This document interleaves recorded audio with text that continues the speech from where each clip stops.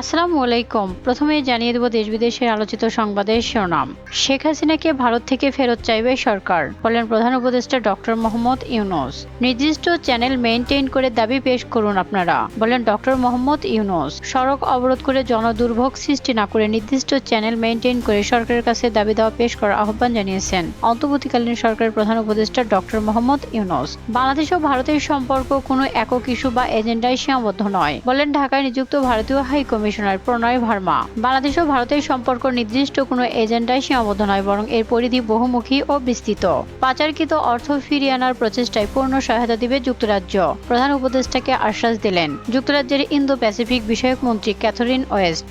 কবে যুক্তরাজ্যে চিকিৎসার জন্য যাবেন খালেদা জিয়া, সেই সিদ্ধান্ত একান্তই তার, বললেন পররাষ্ট্র উপদেষ্টা তৌহিদ হোসেন।